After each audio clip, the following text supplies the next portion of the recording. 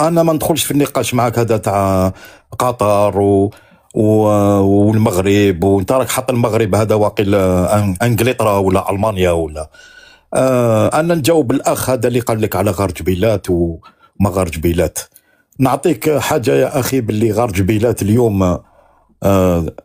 ان شاء الله من الفان جونفي راح يكملوا التران نتاع التندوف البشار باذن الله 2026. ما نقولكش بالك مارس افريل، بالك حتى للصيف ان شاء الله غار جبيلات يبدا يخدم، ونبداو نخرجوا منه الحديد اللي فيه 3 ملاير طن تاع الحديد ستوك في الجزائر، وراح نبداو نخرجوا الفوسفات في تبسه اللي على بالنا باللي المغرب هو اكبر بلاد في الفوسفات في الستوك اللي عنده في العالم.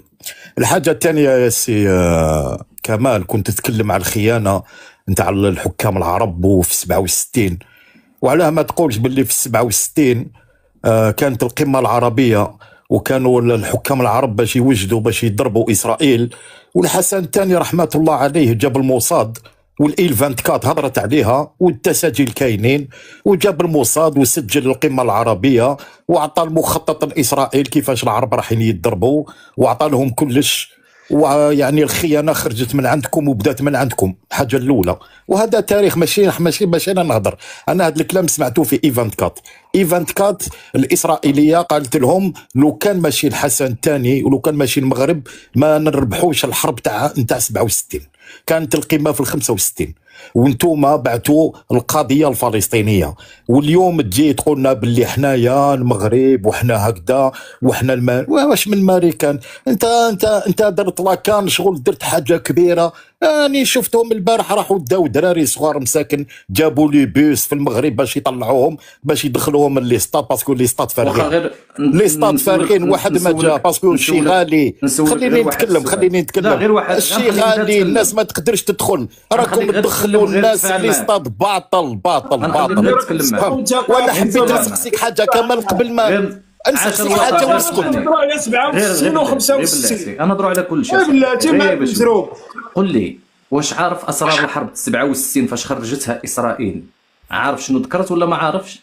على بالي واش راني ذكرت خويا انا يا سمعت غير واش اسرار الحرب ديال اسرار الحرب عطاهم الحسن الثاني الله يرحمه، هو اللي سجل التساجيل. وانا كنهضر لك وجاب الموصاد حطهم في لوطيل في المغرب، فهمت كيفاه؟ وخان عاش الوطن صديقي. راني كنسولك على اسرار الحرب اللي خرجت اسرائيل. شمن اسرار الحرب الحسن الثاني خرج؟ اسرائيل خرجت الحرب ديال 67 الاسرار ديالها في 2017، وغنولي نطلعك باش نمشيو معاك غير اجابه لانك انت ما قادرش تسمع. اولا اللي خرج بنظريه المؤامره في القمه العربيه ديال 67 وقالوا ان الحسن الثاني سرب الاسرار القمه العربيه، شكون؟ ضابط مخابراتي في صفوف الجيش الاسرائيلي. اسرائيل في الاسرار ديال الحرب، في الشريط ديال اسرار الحرب اللي خرجت في 2017 يمكن لك تمشي تاكد منه، فرنسا ايفان كات في 2017 شنو تكلمت؟ قالت على ان اسرائيل كانت في ذاك الوقت مازال ما عندهاش الطائرات الاف 35، مازال ما عطاتهاش امريكا السلاح اللي من خلاله انها تواجه به العرب، لان اسرائيل كانت في وسط العرب. والحرب ديال 67 اللي اتفقوا العرب باش غيشنوا عليها حرب كانت غادي تقوم باباده الاسرائيليين، ما غيخليو حتى شي اسرائيلي تما. هنا المخابرات خدمت المخطط ديالها. شنو قالت؟ بما انه كاينه واحد الانظمه جمهوريه اللي بناو الشرعيه ديالهم على نظريه المؤامره، وان الشعوب ديالهم عندهم واحد العقليه خصبه من اجل ادخال نظريه المؤامره والعدو والخارجي والخيانه، استغل هذه النقطه واستغل الصراع العربي ذاك الضابط المخابراتي الاسرائيلي، وخرج وقال على ان الحسن الثاني سرب الاسرار ديال القمه العربيه، لكن لا يوجد اي تسجيل يعطي به شي دليل يثبت الكلام ديالو. واخا اي بمعنى انتم مجرد ما قال راه الاسرار ديال الحرب تم التسريب ديالها، يعني القمه العربيه تم التسريب ديالها، الاخرين خافوا وتراجعوا الدول، وبهذا تجنبوا الحرب مع اسرائيل. اسرائيل تجنبت ذاك التحالف العربي. واخا حاجه اخرى، فاش كتكلم نتايا على هاد الخيانه ديال 67، كتكلم نتا على الخيانه 67 والحسن الثاني في 67 خان. حنا كنجيو للحرب ديال 73 واللي هو الحسن الثاني الله يرحمه صرت التجريده المغربيه بقياده عبد السلام الصفريوي للجولان والسيناء. هل تمت خيانه الجيش المغربي في الجولان وفي سيناء وكان غادي باش يحرر الاراضي السوريه ويحرر الاراضي المصريه، واش شمت الخيانه ديال الجيش ديالنا من طرف سوريا ومن طرف مصر اللي كانت كتقود بزعما الدول العربيه، واش شمت الخيانه ولا ما تمتش الخيانه؟ اي بمعنى هذه الانظمه اللي هي صنيعه الغرب هم من خانوا القضيه الفلسطينيه، وهم من اسسوا القضيه الفلسطينيه، وهم من باعوا الاراضي الفلسطينيه. زيد حاجه اخرى، ملي كتهضر على قناه ايفان تكات، غاب الامس خرج الناطق الرسمي باسم الجيش الاسرائيلي اللي هو افيخاي اذروعي وقال كنشكروا الجزائر على الخدمه ديالها اللي قدمتها لاسرائيل داخل مجلس الامن، وكنا نقول لكم ان الجزائر مع امريكا واسرائيل ظالمين ومظلومين. اذا على هذا القبل خصك توضح لي فرنسا ملي كتهضر على ايفان تكات كمصدر، اذا انت هذا مصدر، اذا خصك تاكد الكلام ديال ايفان تكات، خصك تاكد الكلام ديال الناطق الرسمي باسم الجيش الاسرائيلي، تاكد الكلام ديال اش كيقولوا له ايدي كوهين اللي هو خرج هو كذلك كيشكركم. اذا هادشي راه خصك تاكدوا.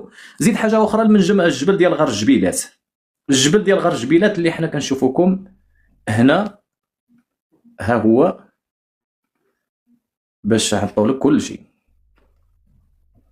هذه الشروق اونلاين، الرئيس تبون 2022 سنه الاقلاع الاقتصادي الجزائري، خرج عطى الاذن في 2021 وعطاهم 2022 قال لك سنه الاقلاع الاقتصادي الجزائري. زيد هاك 2021 اطلاق مشروع غار جبيلات الاتحاد، استغلال منجم غار جبيلات شهر يناير الجاري، يناير الجاري، يعني ها هو هنا عاوتاني ردوا قال لك يناير الجاري. زيد حاجه اخرى، ها هي تبون يامر بوتيره تسريع استغلال احتياطي للحديد ديال غار جبيلات. هذه فوقاش هذا الحديد ديال غار جبيلات 2024. دابا انت هذا الحديد ديال غار جبيلات من نهار طلعتي للجزائر وانت خدام علينا غار جبيلات الحديد، غار جبيلات الحديد، غار جبيلات الحديد. شمن حديد هذا غادي تجبد فيه؟ شمن مالو 2021 داك الحديد اللي قالوا جبدوه فين هو؟ الحديد ديال 2022 قالوا جبدوه فين هو؟ الحديد ديال 2023 قالوا جبدوه فين هو؟ ياك سيدي قال لك شهر ونص، قال لك غادي يوصل الحديد للوهران، وراه هادي شهر ونص باش خطب. شمن شهر ونص غنبقاو حنا نتسناو؟ شنو غنتسناو دابا؟ يعني غار جبيلات ما غادي تقدر تخرج من تما تحديده، وحنا كنقولوها لكم تخرج كيلو د الحديد من غار جبيلات، عرف داك الاراضي غادي ترجع على المملكه المغربيه. والنظام ديال الكبرانات كيتستعمل هاد غار جبيلات كهدف سياسي، ومن خلاله كيبغي يثبت لكم على ان الجزائر دوله ذات سياده في الاراضي ديالها، وهي راه ما عندكم لا سياده لا والو، لان بوعلم صنصال هو سبب الخروج ديال هاد الوثيق، هاد غار جبيلات مره اخرى. يعني اي فاشل كتقوم به الجزائر كيخرجوا لكم بغار الجبيلات. كذلك القرار ديال مجلس الامن اللي خنتوا القضيه الفلسطينيه وبعتوها لامريكا، شتبيعوا نتوما؟ غير فرضت عليكم امريكا، صوتوا لصالح القرار الامريكي والمشروع الصهيوني، خرجوا كتكلموا على غار الجبيلات بزعما عندكم السياده. ولكن واش تقدر انك تجبد شي كيلو د الحديد من هنا؟ ما تقدرش. جبتوا الشركه الصينيه مشات بحالها، قلتوا خرجوا الحديد مشات بحالها. علاش؟ لان لقات داك الغار ديال الجبيلات، داك الثروات هي بشراكه بين المغرب والجزائر 50% 50%. اي بمعنى اسمع، حنا ما كيهمناش الحديد، حنا درنا لكم غير الحجره في الصباط، لان نظامكم جاهل، نظامكم جاهل. الحسن الثاني ما غيتخلاش على داك الاراضي، وداك الشيء علاش ما وافقش على ترسيم الحدود بيناتكم، وداك الشيء علاش خرج في الجريده الرسميه بعد ما خرقوا الاتفاقيه ديال 72 خرج كيوافق على خط ترسيم الحدود، خط ترسيم الحدود، يعني غير الخط، يعني ما كاينش شي حدود مرسمه خططناها، ولكن ما كاينش شي حدود مرسمه. فبقاش تولي مرسمه حتى تصادق عليها من طرف المؤسسه البرلمانيه. اي بمعنى ذاك الاتفاقيه خاليه من اي شرعيه قانونيه وخاليه من اي شرعيه دستوريه، بما انكم خرقتوا الاتفاق وبما ان البرلمان ما صادقش عليه البرلمان المغربي. فهمتي؟ يعني درنا لكم حنايا غير حجره في الصباط باش نساليو من هذا المسار ديال ملف الصحراء المغربيه السياسي، ومن بعد ما سالينا المسار ديال الصحراء المغربيه غنتجهوا باتجاه الصحراء الشرقيه. وهذا الشيء هو اللي كيخوف النظام الجزائري، وهذا الشيء علاش كيقول لك لكل كلام مكان. كلام ملف الصحراء المغربيه اللي قال هو اللي بومدين درنا حجره في الصباط باش يمنع المطالبه ديال المغرب من الصحراء الشرقيه، فانت هذاك الكلام في مكانه بالامم المتحده. اما كلام ملف الصحراء الشرقيه فغادي يبدا والمكان ديالو اللي هو غيكون ارض الواقع، النزاع الاقليمي في المكان ديالو. اي بمعنى بالامس كنا كندخلوا في حرب مع البوليخاريو المدعومين من طرفكم ومن فنزويلا ومن كوبا ومن اش كيقولوا له من ليبيا، ومدفوعين من طرف مصر، ومدفوعين من طرف الاتحاد السوفيتي وكل شيء فرنسا واسبانيا. دابا الان كنتحولوا للملف ديال الصحراء الشرقيه اللي جا وقت الكلام ديالو وفي مكانه، اللي هو النزاع الاقليمي، ونرجعوا لذاك الاسطوانه اللي طيبت لنا راسنا. حقرونا اخواني، حقرونا، يعني غنوليو نرجعوا ذاك الاراضي. زيد حاجه اخرى يا بو صبع زرق، باش تفهم حاجه اخرى. كيفاش دابا انت كجزائري كتنتظر الحديد دغار جبيلات يخرج، وكتنتظر ان الاقتصاد الجزائري، ها هما دايرينها لكم هنايا، ها هي باش ما نقولش حنايا بزعما ما نقولوش هذا فين هي كاتبينها، اقلاع الاقتصادي، سنه الاقلاع الاقتصادي. دابا بالله عليك سنه الاقلاع الاقتصادي بالحديد، وهذاك الاقلاع الاقتصادي ديال الغاز والبترول اللي هو نورمالمون كان خصكم تبنيو به حضاره، دابا انت ما طفرتيهش بالغاز وبالبترول وبالذهب، وغطفروا انت بالقصدير. دابا هذه تدخل لك في عقلك انت كجزائري. دابا الغاز والبترول اللي البرميل ديال البترول كيدير ما ازيد من 130 دولار و150 دولار، ما درتي منه حتى حاجه، وغادي تجي ديروا نتايا اللي طون د الحديد بشحال كيدير 550 دولار 60 دولار، غادي تطفروا بهذا. شحال داك الغار جبيلات شحال فيه الاحتياطي ديال الحديد كاع كامل ككل، شحال فيه 5 مليون طن د الحديد.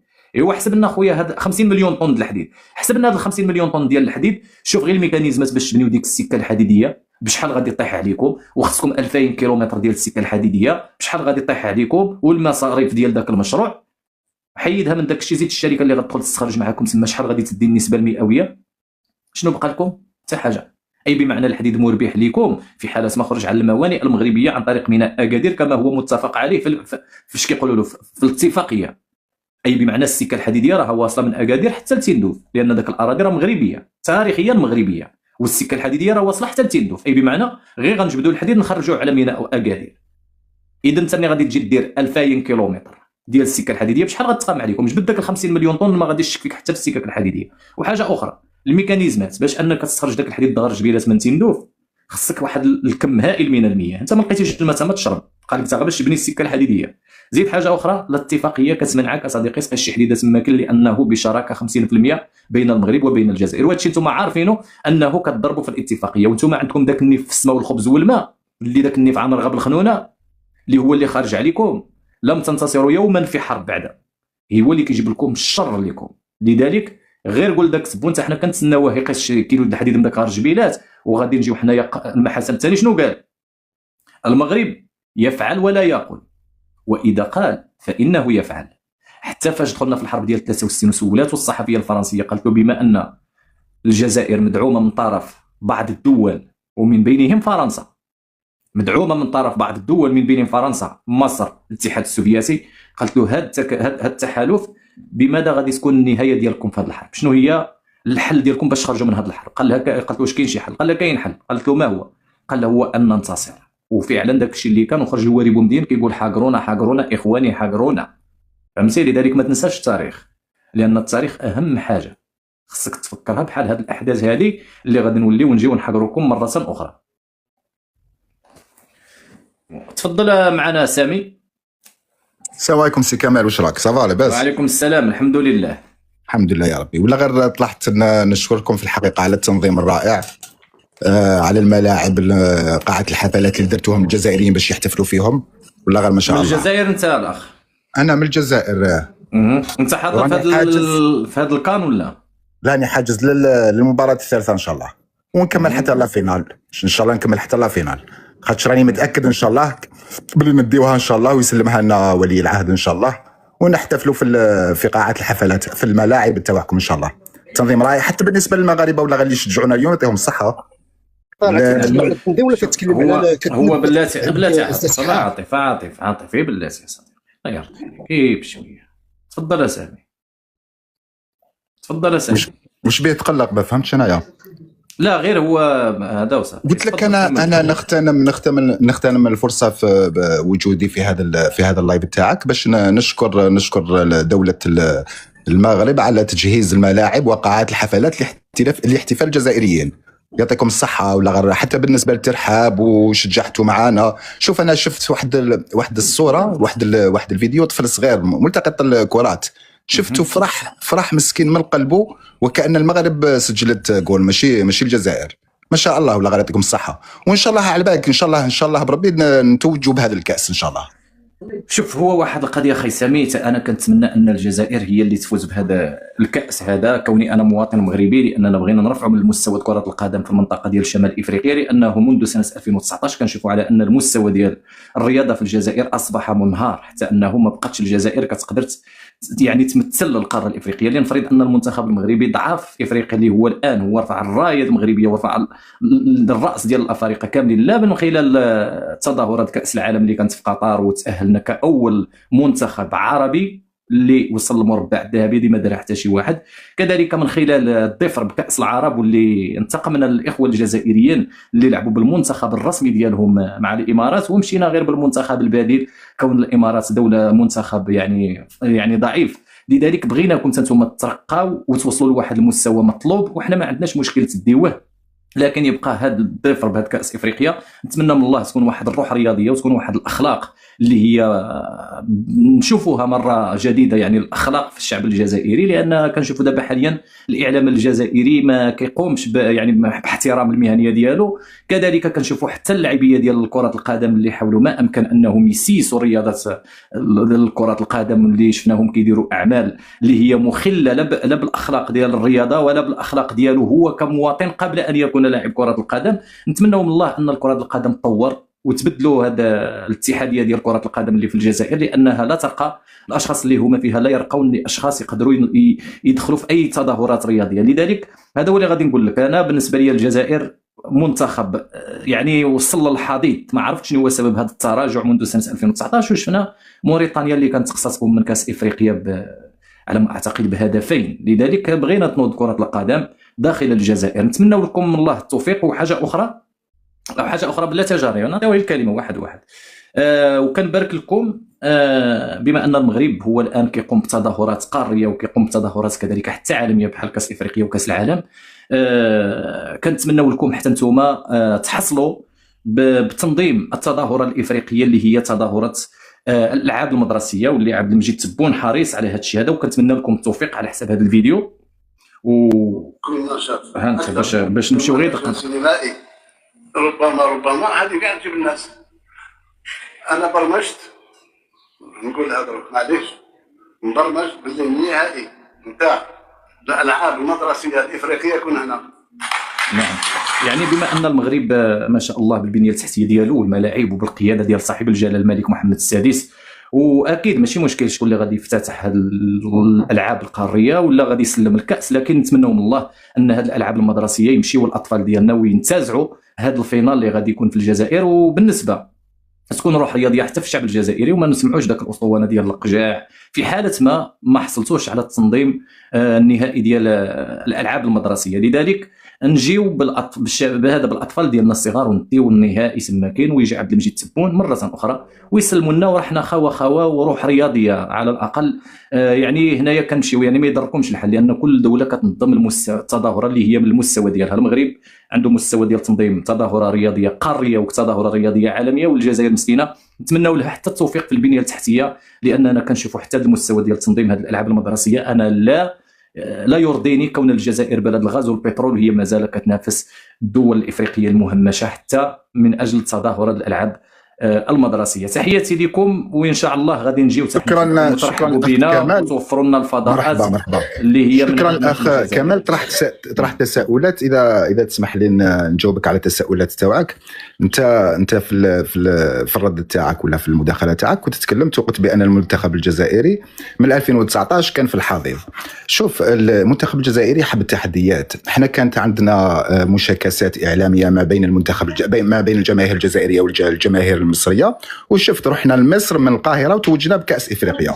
تشبيه نفس الحاله. كاين مشاكسات دركا في 2019 ياك؟ في 2019. داك الشيء قلت لك من 2019. نكمل لك برك الرياضه في الجزائر غير باش ما اختلفتش معك، يعني قلت لك نكمل لك على التساؤلات تاعك. المستوى الرياضي في الجزائر وصل للحضيض، يعني ما اسمعني برك على تساؤلات المنتخب وصل للحضيض. قبل 2019 كان في الحضيض. قلت لك وجه التشابه ما بين تتويج المنتخب الجزائري في 2019 وتتويجه ان شاء الله في 2026 هو انه كانت هناك مشاكسات ما بين الاعلام ما بين الجماهير الجزائريه والمصريه، وتوجنا في القاهره في 2026 ما فهمتش. اسمع، هذه 25 كي 18 جونفي 2026 ان شاء الله نحملوا الكاس في الرباط. قلت لك شنو هو وجه التشابه؟ غير تمنيات، لكن نسبه الفرص ان كاس افريقيا غيكون من النصيب المغربي، لان المنتخب المغربي منتخب قوي جدا. معليش، التنظيم انتم في الحقيقه متعودين ديروا قاعات الحفلات مثل ما درتوا قاعه حفلات من اجل تسليم الكره الذهبيه وتوج بها نيجيريا، نفس الشيء ان شاء الله يتوج بها. سامي كتكلم على المشاكسات، يعني انتم كتمارسوا ماشي في نطاق رياضي، كتمارسوا في واحد النطاق نتاع انتقام. انتم معليش نكمل خويا. لحظه عاطف، غير كلمه واحده بس كامل، معليش كلمه. وانا اللي فهمت حاجه واحده، لحظه بس عاطف. اللي يتكلم فيه سامي ويقصد ويرمي ويلمح ان تبنوا غير في قاعات الافراح وتعرفوا غير تبنوا الملاعب وديروا تنظيمات، اما الانجازات ما تحققوهاش. هذا هذيك هي بالذات، تكرهوا لي الله غالب. هما يبنيوا واحنا نحتفلوا عندهم، هذيك هي بالذات. اما انت شنو الانجازات اللي حققتوها على الصعيد السياسي؟ خلينا من المستوى الرياضي، تقول لي في السياسه، قول لي شنو حققتوا انتم. خليه يتكلم يا خليه يتكلم، زم فمك. لا اله الا الله عليك. لا بطا المستوى الاخلاقي ديال الشعب الجزائري. كمال بالله عليك اعطيني كلمه. لا انا فهمت. لا قاعد يرمي بهذيك الطريقه. كمال مستوى ثقافي ما تعممش. سامي السلام عليكم. السلام عليكم. غير بلاتي الخطوط. اصبر. السلام عليكم. احنا نعطيوك كلمه غير بشويه.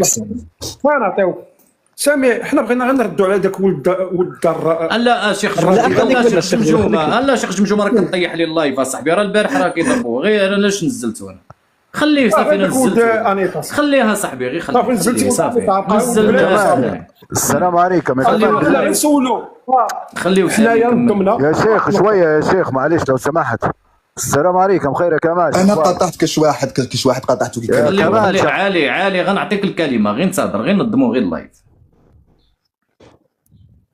تفضل. يعطيك الصحة كمال. والله شوف، انا نتكلم لكم من الجانب الرياضي. اذا شفتوا المنتخب الجزائري، نعطيت لكم وجه الشبه، وقلت لكم بان المنتخب الجزائري كما كنت تقول يا كمال كان ضعيف قبل 2019، ورحنا وري لي اي منتخب. كان ضعيف قبل 2019، راهو ضعيف دركا.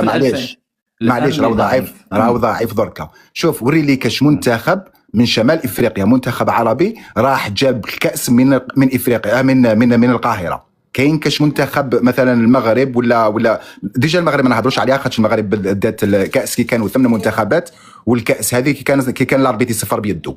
عندكم مش عارف انايا نص قرن من اللي ديتوا الكاس وكان تكلم لي. نسى المغرب راه كاين دول افريقيا راه عامره بالدول. نسى المغرب.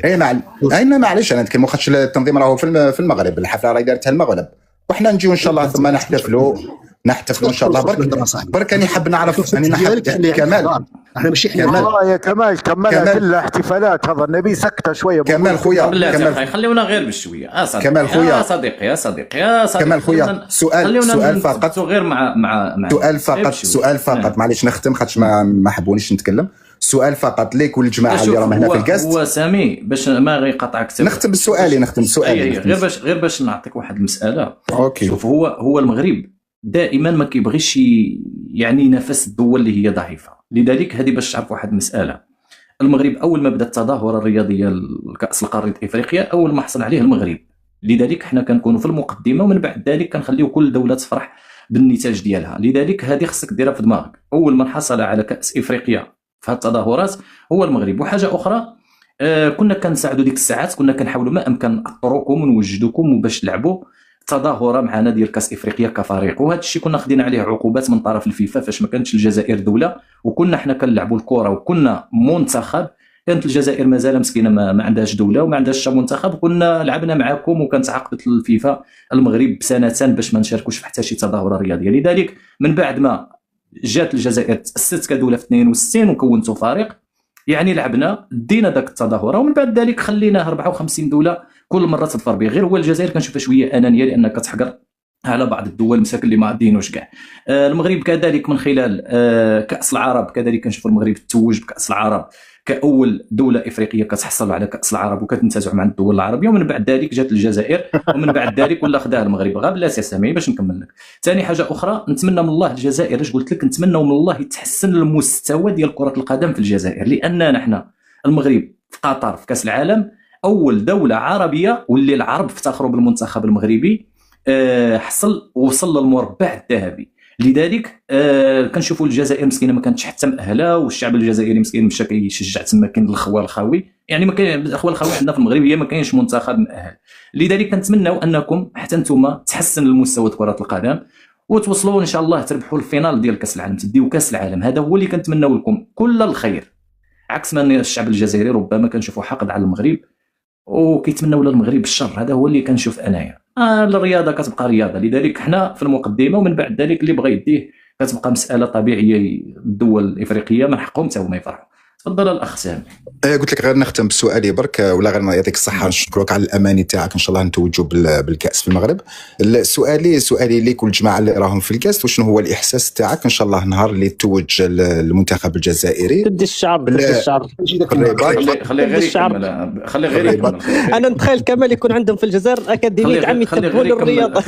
والله غير يكمل شاهين، خلي غير يكمل شاهين. نعم سامي. قلت لك احنا نتمناو ان شاء الله نستلموا الكاس من عند الملك ولا ولي العهد. بصح وشنو هو الاحساس تاعكم؟ وشنو هو الاحساس تاعكم ان شاء الله كي يمد لنا جلاله الملك الكاس، يمدوا الكابتن الفريق الوطني ولا ولي العهد؟ انا عن نفسي نوكل 10 عوائل عدس، خليها نشوف 10 عائلات نوزع عليهم عدس. معليش سؤال المغاربه، انت ما لا انا مغربي وغصب عنك، انا من ضمن هذا الاطار المغربي. سؤال المغاربه. انت ما تقدرش تحس واش يحسوا المغاربه. انا نحب نعرف احساسكم كمغاربه. لا غير خليه يكمل المداخله ديالو عادي، مساله طبيعيه. ممكن سؤالي هذاك هو سؤالي ديالي ما يكونش بحال الاحساس. انا يكون انا نقول لك السؤال منور. انت فوق ما نهضر صاحبي تقاطعنا، نجاوبوا صاحبي. تفضل الاخ سامي. تفضل اخويا كمال. والله العظيم سبحان الله العظيم، انا كنت راح نعلق لك على هذه الواقعه. انا قبيله واش كنت نقول لك؟ قلت لك نشكر المغاربه اللي جاوا وقفوا مع المنتخب الجزائري، وكان عددهم كبير ولا باس به. نسيت باش نشكر السلطات المغربيه فيما يخص التذاكر. انا نشوف باللي السلطات المغربيه راهي وفرت سبحان الله. خليني نكمل لك كمال. ما تحتاجش تشكرها كمال ولا كنت كل كلمه تقاطعني فيها. غير باش انا نوضح لك السلطات. لا راك بزاف تقاطع. غير بلاتي يا صديقي، السلطات المغربيه كمال غير اسمعني باش نفهم. لا انت اسمعني كمال. غير اسمعني. السلطات المغربيه انت وصفت الشعب غير باش نفهمك، كتوفر الامن ليا وكتحافظ على انجاح. اسمعني واش راح نهضر. كمواطن اسمعني واش راح نهضر. انت كجزائري اللي هو كيحق لك هو انك تنضبط وتساعد الامن المغربي باش ما تبقاوش ديروا هذه الفوضى. انت على بالك باللي انايا محترم، راك عارف. ضابط هذاك هو الشكر تاع حنا نشكروك. غير لا ترباو شي شويه، وهذاك هو الشكر ديالنا. بار اكزومبل في الكاست انايا هنايا اللي كانوا في الكاست صح كما قلت، ماشي مربيين وماشي بعض اللي كانوا في الكاست. انا تكلمت على الفيديو انا بصح راني نتكلم لك انايا. راك شفتني لحد الان، راك شفت كيفاش نتصرف. اللي يكون يتكلم ما نقاطعوش. انا الا بكل حب واحترام. الله يسلمك. ماذا بيا ما يقاطع، ماذا بيا ما يقاطعونيش. ما تخافش ما نقول لك حتى كلمه ما نخسرش الهضره، ما نقول حتى كلمه اللي خاطئه. ونحترم مشاعر الاخوه تاعي. علاش راني نقول لك هكايا؟ قلت لك انا كنت راح نعلق على هذه الواقعه. كنت شكرت الشعب المغربي اللي حضر، الجماهير المغربيه اللي حضرت وشجعت المنتخب الجزائري، وما خلونيش نكمل نتكلم على السلطات المغربيه. قلت لك وفرت التذاكر مجانا للشعب الجزائري، الجماهير الجزائريه اللي ما كانوش عندها تذاكر. لا هذا ما شاء الله. معليش نكمل الخويا ومن بعد صحح لي. نكمل لك ومن بعد صحح لي. معليش نكمل الخويا ومن بعد صحح لي. انا واش شفت من بعد ولا كنت غلط صح لي. انا واش شفت وش جاتني الاخبار من عند اصحاب، وحتى بالنسبه للاخ تاعي راه موجود ثم يحكي لي على اصحابه باللي وفروا لهم السلطات المغربيه، وفرت لهم التذاكر باش ما يشروهمش من السوق السوداء، وهذا يحسب للسلطات المغربيه. اما فيما يخص كنتوا تكلمتوا على التنظيم وكذا، وحتى بالنسبه لكاس العالم ان شاء الله مستقبلا في 2030. انا قلت لك باللي كنت جيت مؤخرا وجيت قبل هذا للمغرب ونعرف المغرب مليح.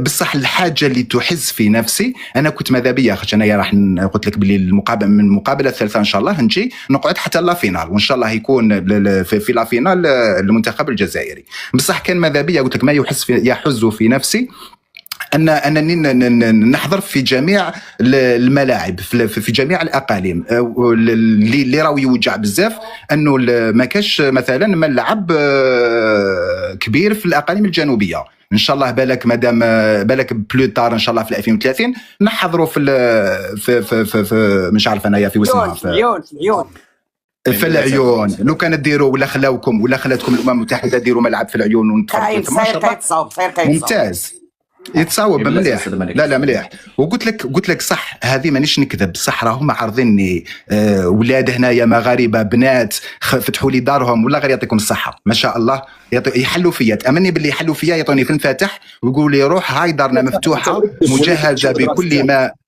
ما يلزم. شوف هو واحد القضيه بارك الله فيك كمال عليك. هو واحد القضيه سامي، هو واحد القضيه باش تعرفها باش نتفاهم انا وياك وصافي، هو ان الاقاليم الجنوبيه ما كناش كنديروا فيها ملاعب لان كان واحد المسار سياسي سلمي سما كاين في الامم المتحده، واللي كان ذاك المسار متبنيه فرنسا واسبانيا واكيد عن طريق المقاطعه الجزائريه اللي الجزائر طيله التعنت الفرنسي الاسباني كانت كتبان هي صاحبه القضيه وان القضيه ديال الشعب الجزائري. من بعد ما فرنسا ركعت للمغرب وركعت اسبانيا للمغرب واعترفوا بمغربيه الصحراء، كنشوفوا على ان هذا الملف انتهى وظهر ان الجزائر ما هي الا مقاطعه وتعمل بالدور الوظيفي الفرنسي من اجل الحفاظ على تقسيم الوحده الترابيه المغربيه، وان فرنسا هي من كانت تقوي موقف الجزائر المقاطعه ديالها. لذلك ان شاء الله من بعد نهايه هذا المسار السياسي بالقرار 27 وربما لو كنت كيهمك الشان السياسي غادي تفهم القرار 27 شنو هو، وغادي تعرف ان الملاعب راهم كيتبناو دابا حاليا في العيون، وان شاء الله مرحبا بك في كاس العالم، وغادي نديروا كاس العالم تما كاين غنضموا نلعبوا 2 ماتشات على ما اعتقد في الاقاليم الجنوبيه. حاجه اخرى انا اللي كنتمناه انا كنشوف الجزائر 2027 كتسمعني الاخ سامي 2027 اللي هو الجزائر قال لك غادي تنظم كاس افريقيا، نتمناو اننا نلعبوا في ملعب تيزي وزو بلاد القبائل، لانني كنشوف القبائل غادي دير جمهوريه ديالها بوحدها واللي الامم المتحده كتدعمها، ونتمنى من الله صديقي اننا نلعبوا في ملعب تيزي وزو في بلاد القبائل، ونتمناو ما تكونش الجزائر مقسمه على 2 جمهوريه القبائل. هذا هو اللي غادي نقول لك، يعني المستقبل اللي هو كيرعبني انا بحكم انني كمغربي وما نبغيش نقسمكم هو جمهوريه القبائل، لان الرئيس فرحات مهني راه كيطالب بالاستقلال الجمهوريه وراه كل شيء كيدعموا، لذلك احذروا من هنايا من هذه الخطوه هذه ايها الجزائريون. الحمد لله الامور غاديه بخير وعلى خير، نتمنى لكم التوفيق. وحاجه اخرى انا بالنسبه كمواطن مغربي علاش كنحبكم وراك كتسمعني من هنايا يمكن لك انك طلعت ترد علي. انا كمواطن مغربي انا ربما زرت الجزائر قبل منك وما زرتهاش بحكم يعني شي تظاهره رياضيه ولا، وانما كنت كنجي نخدم تما البلاطر. قسما بالله يا كرم الجزائريات اللي لقيتو في الجزائريات ما كاين في الجزائريين. الجزائريه قسما بالله الا كانت كتخرج راجلها وتدخلني للدار وتحط لي الماكله ربما اللي ما ياكلهاش هو. خلاص كنت كنخدم يعني زعما ماشي جيت على شي حاجه، كنت كنقوم بالواجب ديالي، ولكن الجزائريه انا كنقولها لك بالنسبه من ضمن النساء اللي كاينه في افريقيا كنظن ان المراه الجزائريه هي اللي كترحب بالمواطن الاجنبي، حتى يعني تلبي له الرغبات ديالو، ماشي زعما تشوفها في اطار الاساءه ولا شي حاجه، لا بالعكس في اطار المحبه الجزائريه للمغاربه بالاخص، لان الجزائريات كيبغيو المغاربه اكثر، هما سبحان الله العيالات ديالهم كيبغيو المغاربه، الا الرجال اللي ما كيبغيوهمش ربما الشك ولا شي حاجه الغيره ولا شي حاجه هذيك اللي كتخدم. قلت لك هما كيرحبوا بالشعوب ماشي غير المغاربه، حتى السوريين اللي هما داك السوري راه مسكين جا لتما كاين باش يشهر لكم البلوزه ورضاوه دخلاتو، الراجل كان كيقابل البيبرو ديال الدري وقال لها دوري ودارات وما خلى ما دار. يعني تحياتي ليك وتحياتنا لاخوتي الجزائريات، شكرا على كرم الضيافه ديالكم، المليون مغربي اللي راه هو في الجزائر وانا عارف الضيافه ديالكم والكرم ديالكم، حتى انهم بداو كينساو الوطن ديالهم المغرب، ربما اللي لقاو في الجزائر بالمجان ما لقاوش في المغرب بالمجان. داكشي اللي يعني الماكله رخيصه في الجزائر، السكنه ما تفكرش، يعني كل شيء البيبان مفتوحين، حتى الوزير السياحه كيدعم هذا الشيء. كذلك حتى اللحم في الجزائر راه هو رخيص، ارخص ثمن ديال اللحوم هي اللحم الجزائريه، ارخص ثمن. هذا هو اللي نقول لك. شكرا لك اخي صديقي، يعني انسان محترم كتفهم الواقع وكتبادل الاطراف الحديث. انا براسي كنحب الجزائريين وكنموت عليهم، وبالاخص عمي تبون عندي واحد الانسان يعني لابد لي له من الحياه وما يمكنش تحلى لي الحياه الا به. تحياتي لكم، احنا شعب العياشه كنقدموا لكم كامل التقدير والاحترام، وانتم الشعب التبوني شفناكم مؤخرا كتبادلونا نفس الحب والاحترام. تحياتي. انا كجزائري حور كما يقولوا، ما نقدرش نجوزعك، ما نقدرش نسكت على بالك. انا هذا الخبث هذو اعداء الجزائر واعداء الفريق الوطني لازم يلتقوا محاكم. هذا مش كرامه الجزائر، باسكو راهو يمدح في المغرب. صح سكسي نورمال، ما قلتلكش تكلم بالسوء على بلد اللي يمدح في المغرب ويقول المغرب بس قبلونا وحسن الضيافه راهو عدو الوطن، وراكم كامل اعداء الوطن لحد الان. رانا كيما نشوفوا هذا النظام وهذه ابواق النظام وهذه الحصه بدوها وفوتوها في التلفزيون، خلى الشعب يتفرج فيها وخلاو العالم يسمعها والعالم علق عليها هذه الحصه، باش ولينا حتى جزائري لحد الان ويروح للجزائر ويروح للمغرب ويقول المغرب عندهم حسن ضيافه وبلادهم شابه، تدخل للحبس وتتنحى لك الجنسيه. والله انا هذه الصحافه العار والذل والخزي اللي راه يتبع فيها هذا الشعب ويتبع فيها هذا النظام، عباك باللي ولا جزائري قدر ويتكلم عليها ولا خرج فيديو يحب هو هذا الشعب تاني. نعطي لك انا باللي كاينه 10% ولا 15% هي اللي راهي بالك كيما نقولوا حره، 75% كامل هاي لا خويا لا اسمح لي نور الدين اسمح انا هضرت 15% 75% كاع يتبعوا في الصفحه تاع الزيكو ما تمسخش بيها كامل. انا عندي كامل تاكل بودنك انت كامل انا انت راك تدس السم في العسل يا اخي. انا ندس السم في العسل، ندس ما باليش. ما تهضرش بس من الجزائر، بس ما تهضرش بس من الجزائر. انا هذا النظام هذايا، هذا النظام مجرم ونظام سراق ونظام كبول ونظام فيه كل بصح الشعب الجزائري اعلى من هذا يا خويا. دقيقة دوك نعطي لك الشعب الجزائري واش اما النظام اللقيط افهمها مليح. الشعب الجزائري شعب عريق، الشعب عريق. اما النظام الجزائري هذا ماشي ولد الشعب، هذا ماشي هذا لقيط كيما هذا ماشي ولاد الشعب، هذا صحافي وليد الشعب. منين جاي هذا؟ تهضر لي واش يصرى اليوم. انا نهضر لك على لي جوز الاولمبيك تاع 2022. الناس الجزائريين والمغاربه والعالم بكل على بالو كيفاش استقبل الشعب الجزائري غير الوفد المغربي من دون كل وفود فرنسا اسمع لي دقيقه كيفاش استقبلوهم في مصر. اسمح لي نور الدين يسمحوا لي جاوبكم معليش كنت تخرج يا اخي. اسمع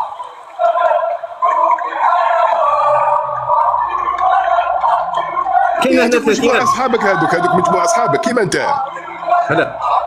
هذوك كيما انت اللي يحبوا زعما كيبينوا. انا نقول لك ما فرقته السياسه سوف تجمعه الرياضه. اسمعني هذا شكون يا راجل؟ انت قايم على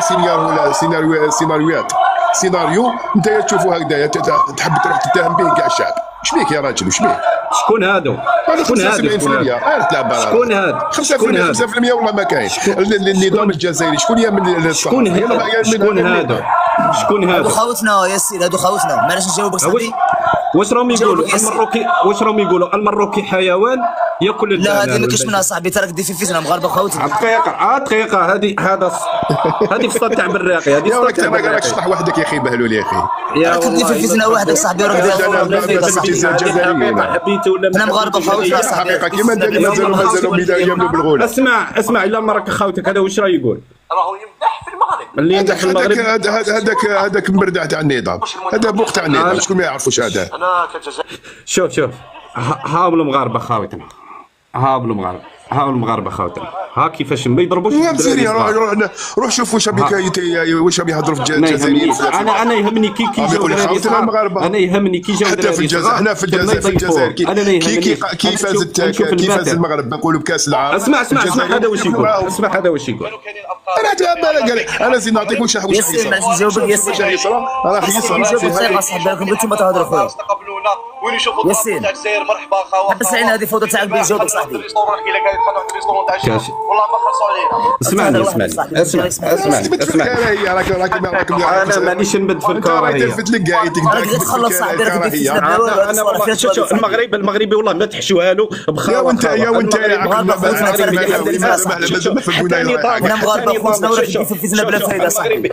شوف نظامك حتى نهار يستعقل يا نظام كبول هذا انت ما تقول انا الكلام خلينا السياسه يا والله ما كاش هذه احنا نهضروا السياسه حنا نهضروا السياسه. يا وانت خدام تاع النظام تاع الجزائري، انت نهضروا السياسه. انا دبابه تاع النظام انا نهضر معك سياسه نهار وسهل عليك وسهل عليك بس ما ديش يا والله انا انسان نهضر الحق.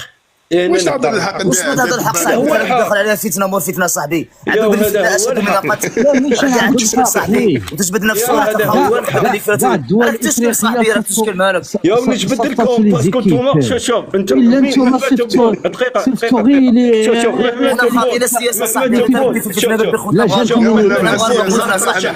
انا نتبع الشعب المغربي خوتنا ديما المغرب صاحبي النظام هذا الكاذب فيفا لاجيري يا شوف انا والله هذوك الفيديو تاع ديروا صاحبي عطيهم وصاحبيهم صاصيتك صاحبي معليش هادو يبقاو لك ذكرى يبقاو لك ذكرى صاحبي احترموا على عسكر ما دير في فتنه صاحبي حمار تاعي على راك طيح مانيش نطيح انا تراك نرفي صاحبي راك دير في فتنه انتم العقول المنويه تاع النظام الجزائري، عند النظام الجزائري عقل منوي. بلاتي بعد اخويا بلاتي ما تنطقش بهذا الاسلوب البذيء ديال الجزائر قدام المغربيه. هبطتك امينه وملكه شتي علموك التربيه اولاد الملوك، شتو علموك التربيه كيفاش يربوا فيكم. كما يقولوا الدولة الاحتياج كاين. لا صديقي شوف زعما انت انسان كبير والله يا الدولة العقول المنوية ما يفهموش. شوف يا مازال شوف هو واحد القضيه ياس غير باش نجاوبوا هذه القضيه دي. وشوف هو فعلا ثبت الكلام ديالك حقيقه. قالوا على اساس ان الجزائر مرت بجوج تجارب، وحده نوويه وحده منويه، لكن الخبراء قالوا على ان اخطرها هي التجارب المنويه. ربما الكلام اللي قلت مازال حاضر الان. نعم ربما الكلام اللي قلت هي صح والله ما كذبت، هي صح سي فغي والله غير سي فغي. مهما شوف بالك راح تكذب على الغاشي كاع يمنوك واش بيك يا راجل. يا وانا راك تخدف الطيار. ما نامنوش حنا مغاربه خوتنا وديما المغرب صاحبي. يا على بالي باللي مغاربه خوتنا وديما المغرب حنا خاطينا فيتنا نموت على المغاربه خوتنا. بلاتي راه الشيخ جميل لا الفتنه حنا نحبوا المغاربه قلبونا غير حنا نتوحدوا مع الجزائريين كاملين في كل مغاربه خوتنا ونتمنى ان شاء الله يا ربي الهود ضد هذا النظام المارق. خلينا من النظام صاحبي حنا مع مغاربه خوتنا. حنا نهضروا على النظام، حنا حكايتنا على النظام والخيل تعرف ركابها فهمت. هذه يا صاحبي ايوا حنا نعرفوا النظام ونحكوا على النظام فيه شنو النظام فيه سد فرق. خلاص الشاب كبير عليك يا راجل. هذا النظام فيه مسلوق على قلنا حنايا. انا لحد الان اني شوف انا انت قلت الشاب 75%. انت قلت 75%. شديت في غطك هذه انت غطك هذه مي ما غطكش كي وريتك الشعب يا وليدي. انت غطك هذه واش غادي غاتك كي قلت الشعب 50% ما غاتكش كي وريت واحد 50% قلت ماشي 50%. 50% بزاف. وانا قلت لك غاتك الكلمه كاين هادو شوف هادو مالك تتكلم عليهم هاد نوردين العقول المنويه كاين 5% فهمت. 5% خلط معهم الصحافه والجيش فهمت ولا القضاء. كاين 5% اللي يامنوا بالعقليه. نوردين تحوس عليك نرجستر خرج لها الكلاب ديالها نوردين. شفت ها طلع لك واحد كون راجل وجاوب دوت كوراج لي جون قول والله معليش كون راجل وجاوبني قدام المغاربه. قول والله غير نجاوبك والله العظيم غير نجاوبك. صح دقيقه قول والله غير نجاوبك قدام المغاربه. قول والله العظيم غير نجاوبك. والله العظيم غير نجاوبك قدام المغاربه واش بيك. انا نهضر غير صح. كوميسار عبدان تاع الكوميساريه تاع الحراج قول والله ما كان في يمك. والله اكبر والله العظيم ما نعرفوا قاعدك هذا. اقسم بالله غير كان في يمك. قلت لك يا احترام تحسبون انا ندور مع الجنيرو يا حمار. انا ندور مع الجنيرو توفيق جاي تكبر بيا تاكل كوميسار عبدان ويماك يا اخي جايح يا اخي فقس يا اخي يا لي يماك تعقل من امانه سكات يا الحمار راك تبهدل في روحك. لا كان زيد ما يهبطوك زيد راه زيد زدت لان المستوى لا خليه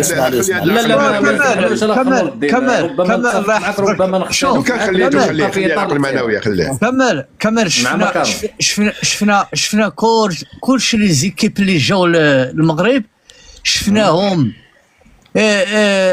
كاع الافارقه كلشي جاو فرحانين كلشي. المهم اي واحد جاب التقليد اللباس ديالو زيدو. انت مغربي ولا جزائري كارون؟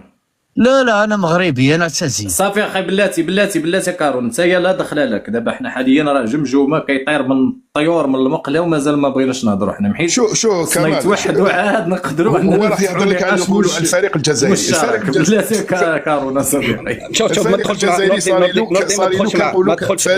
ما تدخلش مع نور الدين. هذا النظام اللي حد الان رانا نشوفوه يشوه في هذا الكان، واللي حد الان راهو يقول باللي ما كانش شيكيات ما كانش خش مع الشعب. الحمد لله الشعب معظم انا كي نشوف دقيقه نور الدين خليني نتفاهم خليني نكمل. ما تهضرنيش كلام مليح. انا نهضر اليوم راك هضرت مع السيد وطيح لك وسبك وما خلالكش تسكت. خليني انا كي راني نناقش فيك. انا كي راني نناقش انا خدام تاع النظام. صح هيا معليش انا نخدم عند النظام. انا نخدم عند النظام. هيا صح انا نخدم عند النظام. هيا داكور. شوف الحاجه اللي تجي عارفه اللي تجي ماشي مليحه عارفها من النظام الجزائري. انت تمثل الرخص. انت تمثل صح. شت اللي يطيح لك بيمك ما قدرتش ترجع له. اللي يطيح لك بيمك سكت له. انا دوك راني نقادر فيك. اسمعني انا راني نقادر. انا ما تعرفني انا اخي جاي. تسكت شويه ما تخليهاش تاكل فيك. انا راهي تاكل فيك في الناس وكذا. كنتش علينا واللي يطيح لك بيمك ما هضرش ما قدرتش ترجع له. وجبد لك يمك وقال لك تمشي مع جينيرال يجبد لك التبهدايل تاعك. انا شوف وجيت عندي انا مانيش حاب نطيح لك ومانيش حاب. شوف الكلب هذا كيما نتايا قلت لهم لو كان ما نخليش كيما انت بالواحد يتكلم وانا نفهمهم. الا وليت انا كلب يا ورجع لي يطيح لك بيمك وقال لك يمك راهي تمشي مع فلان ومع فلان. يعرفوني يا خلاص يسكت. انت المغاربه انت عندك الكره تاع الحيوان المنوي من اجل النظام. دار فيك ولا دار لك فيها يا وانت حيوان منوي ما مالكش. شفت كيفاش شفت يا نور الدين. يسكت يا نور الدين نسكت شويه. شوف الجميع اللي يخدم مع النظام الجزائري والله مليح الشيخ الجلجوبه هذيك يا الشابه كاع يا راه دايرها لك من الفوق بهذا الدوخ. انت ما حبيتش تسكت. يسكت شويه. شوف قاعد نقولوا هذه القضيه تاع الفريق الوطني اللي قال لك ما حبش الفريق الوطني. انا شوف هذا نقولوا الفريق الوطني. الفريق الوطني موافق يصلح النظام الجزائري. يسكت شويه. جاي تحتكر الكلمه ولا كيفاش؟ يسكت خلينا نحضروا. ما تخرج انت دابا بدي انت معليش يا سيدي. شوف انا شوف مع الجزائريين ما يخليش يا فرق تاع النظام كيما انا الجزائريين ما يخليش. شوف هادو ما الدبان كيما انت يا ويبعثوا لي كيما انت فهمت عليك.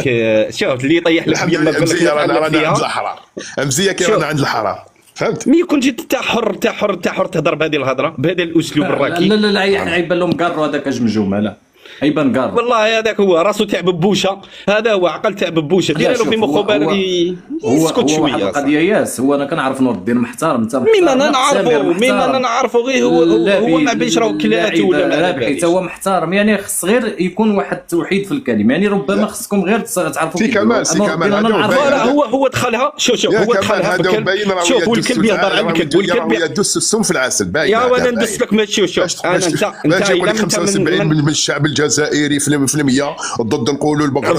هذه هي اللي غاتك. هذه هي اللي غاتك. معليش يا سيدي نديروا 1%. انتم تاع ثمر بالمستطاع يا ياسين. اسكت والله ما والله ما تدخل راسي. انا نعرفك راس انت. يا نعرفك يا وانت عندك 10 سنين وانت تتهاير. يا روح غير يبلع فمك يبلع. السلام عليكم. اسكت بلع خرجتك. اسمحوا لي نفرق عليكم انتم جوج نقول لكم شكون عنده الحق شكون عنده راي اخر. هذاك اللي قال لك 75% عنده الحق. علاش في المسيره الكحلاء اللي رميتوا المغاربه في نهار العيد ما تهز بكم واحد شعره باش تدير شي مظاهره على الشعب المغربي؟ علاش ترميو خوتنا؟ انا عارفكم اللي ما هذاك يقول 75% صح عنده الحق 100%. وثانيا وحكايه بوليزاريو حتى واحد ما تهز بكم شعره. 75% صح كاينه. إذا كاين 10 ولا 15% عنده الحق 100% 100%. إذا هذا كيهضر الحقيقة. انتم ضمكم النظام ردكم على الاتجاه ديالو. يو في ال 75 اسكت خلي سيدي يهضر. اسكت انا راني سمعوني راه كل جيراني راح نبرك انا نتكلم يروح بوحده. يا اسكت حنا كنعرفوا بعضياتنا حنا غير الوالدين. دوك الحمد لله هاد السوشيال ميديا سلك شويه الشعوب. ولكن نقول لك واحد الحاجه اوكي، شنو قولك في الكلام ديال الاخ ربحي يا نور الدين؟ حقيقة درك انت كيتكلم لك في ال 75 جيبها حتى ل 90 بالك. شوف حتى نقولوا لي زاني 2000 حتى نقولوا لي زاني 2010 بالك تما وين ولا هذا السوشيال ميديا ولا التليفون. هذا التليفون هذايا صنعوه نقولوا اعدائنا اليهود منا. بصح هذه الحاجه الوحيده اللي راح دير نقولوا سلاح عند الشعوب هذه بالك تبدي عن رايها. بصح نقولوا تهضر لي نتايا من 60 وال 75 و80 واش صرا في الجزائريين. هذا النظام هذا وليد الحرام، هذا النظام المجرم ما زالوا للان، رغم ان هذا نقولوا هذا كاين نقولوا الاعلام وكاين نقولوا هذه الصوره والكلمه، رغم هذا ما زال يقوم بالاجرام تاعو. ما تقدرش تعايس بهذا الكونت لانه هو خط طلعتي ولاو جابوا لك الانذار فيرتيسمو طيروك. نور الدين كتسمعني؟ واخا عاشق بزاف. نسمع فيك. اليد الممدوده الملك محمد السادس علاش دايرها؟ انا كيما نسمحلوش ما يسبش الشعب الجزائري. لا صديقي ما نسمحلوش انا بحال مازال هو ما سب ما والو. انا كل دايم نحترم الشعب المغربي. انا هذا الكلام هذايا اللي راهم هاد الدبان هادو يا نور الدين وغير اسمعني يا صديقي باش تفهم. انت كبرتي في الجزائر، خطاب الملوك ربما يكون صعيب عليك شويه وربما تفهمه. قول لي اليد الممدوده شنو كيقصد بها الملك هنا؟ هذيك بروتوكول سياسي. هذاك شنو كيقصد بها اليد؟ واخا انا نقول لك دابا انت باني انا مانيش نبادل الحق. لا ماشي غير هكاك. مثلا دابا نتايا غادي تكون كتعوم وغيشدك كلاكاج في رجليك، شنو غيبدا يوقع لك وانا جالس برا؟ شنو غيبدا يوقع لك؟ غتبدا تغرق، صحيح ولا لا؟ يا راجل هادو دوك انت كيتكلم على غير بلاتي يا صديقي. انا غير كنهضر معاك. لا دوك انت غير بلاتي ما تخرجهاش، ما تخرج من الموضوع. غير فهمني. انا بغيت غير نشوف واش فهمتي اليد الممدوده. بغيتي نفهموها من اطار سياسي ولا نشوفوها من اطار هذاك بروتوكول سياسي؟ هذاك بروتوكول يا صاحبي القاده كيفاش يتكلموا؟ نشوفوها من منظور سياسي ولا نشوفوها من منظور انساني؟ كي بغيت تشوفها من منظور سياسي ما عندك ما تشوفها انساني ما تشوفها. نشوفوها خطيك هذاك الملك ولا الرئيس عنده يعرف السياسه، يصنع السياسه. اسمعني فاش كنتكلموا من منظور سياسي ونفهمك منظور انساني. علاه الملك يهضر علاه يقرا من الورقه، لانه يلتزم نقولوا بالبروتوكول السياسي. صديقي اسمعني، الملك الورقه اللي كتكلم فيها كيحدد ماشي كيما الكبوت تاعنا. وخلينا غير نتكلم يا صاحبي غير بلاتي يا صاحبي. الملك محمد السادس النقط اللي غيتكلم فيهم اللي هي كتخص ذاك الموضوع باش ما ينساش شي موضوع اللي ما يتطرقش ليه، لان هذا خطاب ملكي يسجل في التاريخ. لذلك كل حاجه كتما كان راه كيهضر على النقاط المحدده اللي هو كيحددها. يعني ماشي شي واحد اللي غادي يجي يكتب له، هو كيحدد النقاط. مثلا انت غادي نجي ندير انا واحد نرافع بواحد المرافع، كنحدد النقاط اللي غنتكلم فيهم. داك الشيء علاش كنكتب داك النقاط في داك الورق، يعني كنحدد النقط. اليد الممدوده من منظور انساني ان الجزائر تغرق، وغرق الجزائر سيصيب المغرب بمأساة. يعني نتوما كتغرقوا والغرق ديالكم الاقليم ديالنا كامل غادي تقيسوا واحد المأساة. اذا هو كيمد اليد ديال المساعده، مد اليد الممدوده، لان الا ما ساعدكمش المغرب في الغرق ديالكم غادي تجي فرنسا غتساعدكم، غادي تجي امريكا غتساعدكم، غادي تجي اسبانيا غادي تساعدكم. وهاد المساعده غادي يكون عندها ثمن، والثمن غادي نخلصوا عليه حنا كاملين. لان فاش تخلص فرنسا الافريقيه سنه 1830 للجزائر استعمرت الجوار صاحبي. يعني ما كيجيوش باهداف نبيله، ما كيجيوش باهداف انسانيه، اي بمعنى امنوا المغرب من امن الجزائر. فهمتي؟ امن المغرب من امن الجزائر. حنا دوله امنه والامن الجزائر من امن المغرب. يعني نوفروا لكم الامن بما ان المغرب دوله امنه وغاديه لبر النجاه، وانتم غاديين في الغريق كالغريق الذي يتمسك بك وما تيقاش. كيقول اليد الممدوده. اما من خلال النظره السياسيه فانا كنقول لك على ان الغرب عنده اطماع في افريقيا. الغرب كامل وعلى راسهم امريكا عندهم اطماع في افريقيا. هاد الاطماع كتجي موراها واحد الصراعات ديال القوى العظمى. مثلا امريكا كتنافس، اوروبا كتنافس، روسيا كتنافس، الصين كتنافس. هاد المنافسه باش انهم يصفيو الحسابات ديالهم كيخليو بلدانهم بعاد وكيدخلوا التدخلات العسكريه مع بعضهم البعض، كيشعلوا نعارات وفوضى.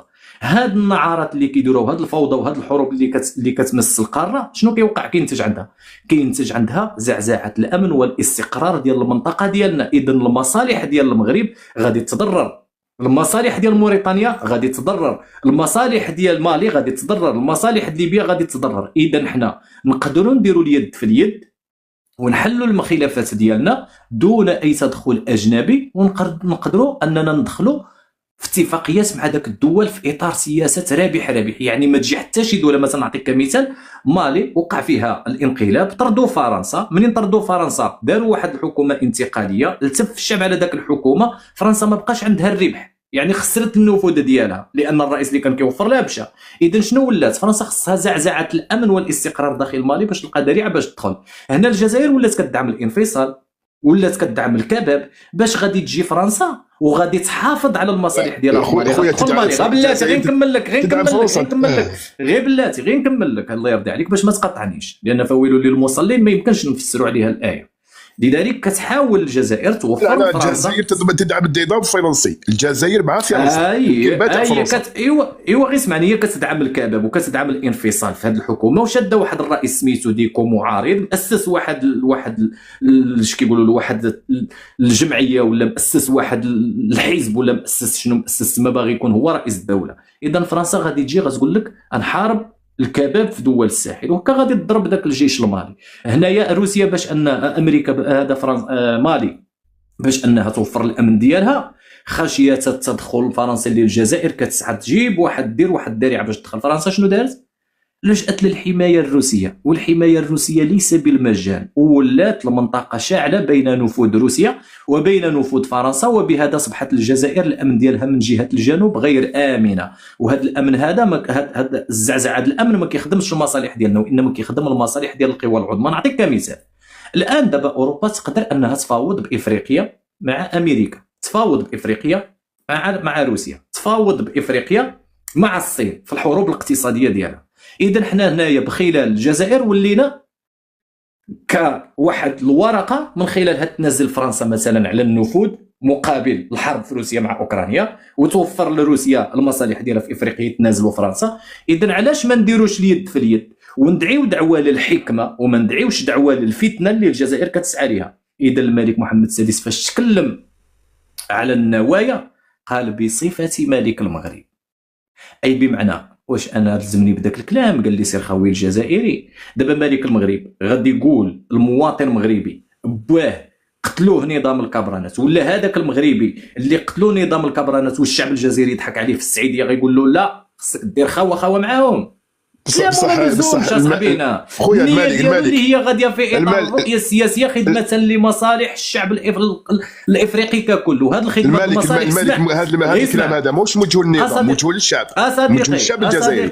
ايوا غاسمعني باش نفهم. هذا هو الصح. وهذه القضيه ديال الممدوده الى قبلتها الجزائر، المغرب عنده لا الشعب الجزائري لا لان المغرب سيد افريقيا.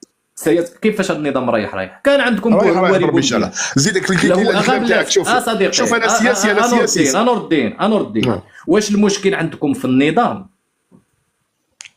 مش مشكل في فصالي، واش بيه؟ المشكل عندكم في النظام.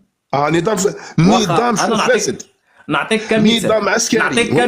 نعطيك كمثال. جا عندك نظام دار اليد الممدوده مع المغرب، اوكي، قبل العلاقه ما فيش ثقه. لا النظام الجزائري ما فيش ثقه. غير كنتكلم معك باش نهضروا. دابا جا نظام دار اليد في اليد مع المغرب، درنا واحد العلاقات، خدم المصالح ديال الشعب ديالو، خدم لكم المصالح ديالكم، وفر لكم. ما يخدمش. شوف النظام الجزائري ضد حنا نعطيو حنا غير ما يخدمش، والله ما يخدم يا صاحبي. دابا انت واخا غير بلات ماشي هذا النظام هذا، غنقولوا هذا نظام واحد اخر صح. نظام واحد اخر غنقولوا جا نظام واحد اخر قبل اليد الممدوده مع المغرب، وخدم المصالح ديالكم انتم كشعب، وفر لكم جميع الحقوق ديالكم.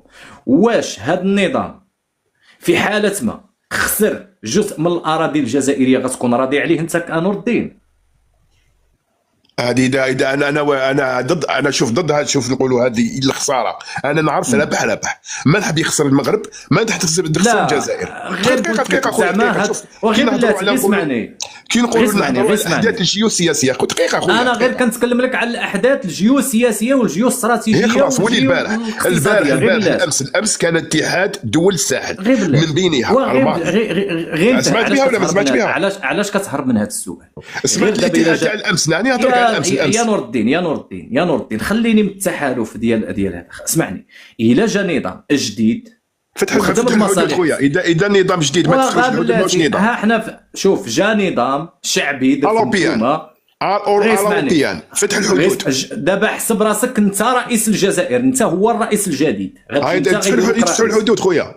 ها حنا فتحنا الحدود، انت كرئيس جديد في الجزائر.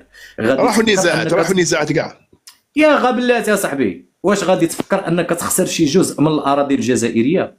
الا جا شي واحد بغى يدي شي اراضي من الجزائر، غادي تدخل معاه في حرب ولا لا؟ ما واحد يكون براغماتي. السياسه لازم تكون السياسه لازم تكون براغماتي خويا. ما تكونش راديكالي، ما تكونش راديكالي كيما غنكونوا براغماتيين. يلا سيدي لازم تكون براغماتي.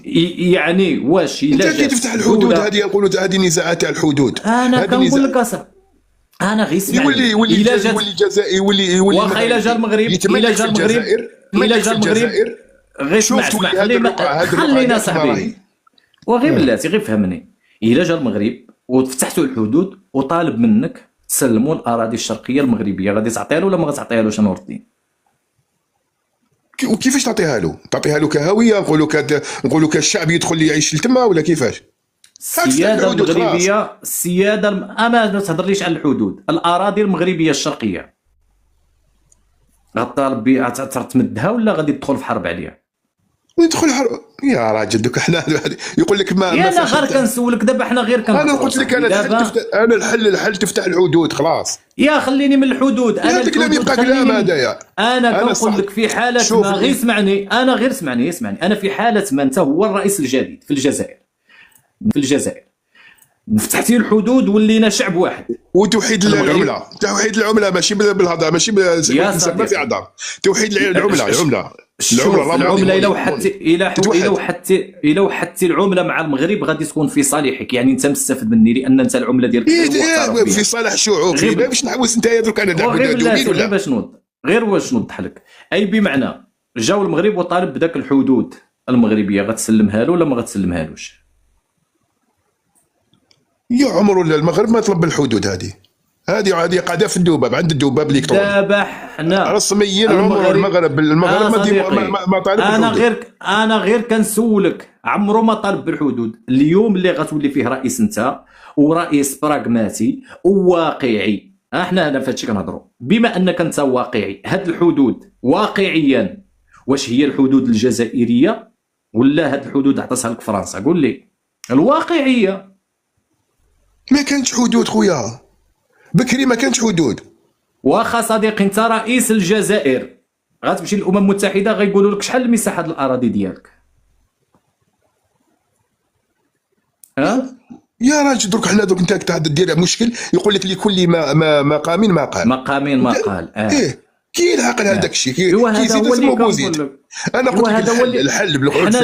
دابا حنا هو نزل الحدود. دابا حنا كنتكلموا على شي حاجه في المستقبل.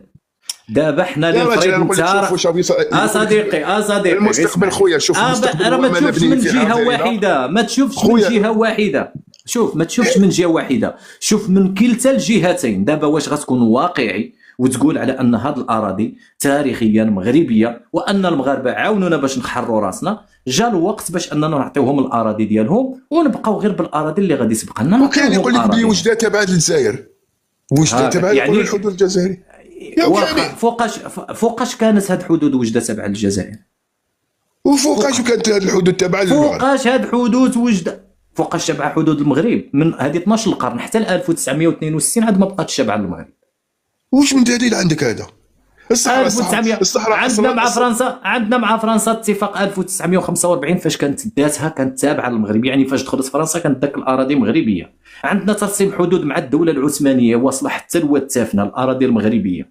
فاش كنجيو للاتفاق بروتوكول 1901 داك الاراضي بيننا وبين فرنسا مغربيه، بروتوكول 1902 مغربيه. وعندنا اتفاق بين الرئيس ديالك الهواري بومدين ان ديك الاراضي مغربيه، اراضي مغربيه. يلا اتفاق خلاص اقرار بان اراضي مغربيه.